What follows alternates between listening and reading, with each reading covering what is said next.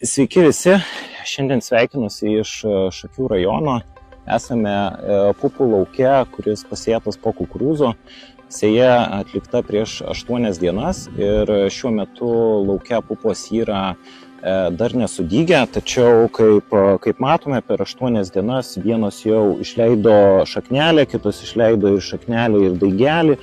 Ir realiai tai yra ganėtinai geras momentas dabar panaudoti herbicidą Fenix. Herbicido Fenix veiklioji medžiaga klonifenas dirvos paviršiuje suformuoja plėvelę, o būtent su jie kontaktuodamos bedygstančios piktžolės žūva. Būtent dėl šios priežasties herbicidas turėtų gerai padengti dirvos paviršių, kad suformuotumėme vientisą plėvelę. Herbicido Fenix pranašumas prieš kitus herbicidus yra tai, kad klonifenas priklauso visiškai kitam veikimo mechanizmui, kai tuo tarpu kiti rinkoje esantis populiarūs herbicidai veikia kaip sulfuronai. Tai būtent dėl to, naudodami Fenix, užkertam kelią tolimesniam atsparių piktžolių vystymuisi bei sunaikiname atsparias diskiltės piktžoles.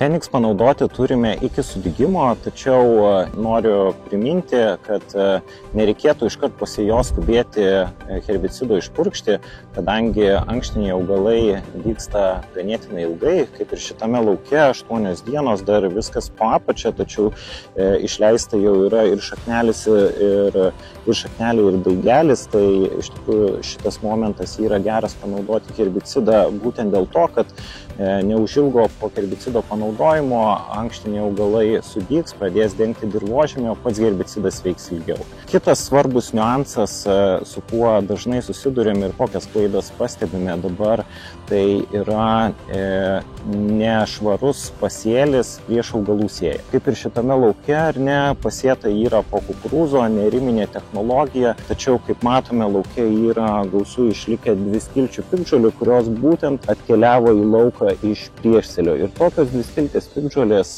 dabar bus tikrai problema, kadangi herbicidai veikia daugiausiai dirviniu būdu ir kontaktiniu būdu būtent tokias didelės piktžolės tampa sunaikinti tikrai sunku.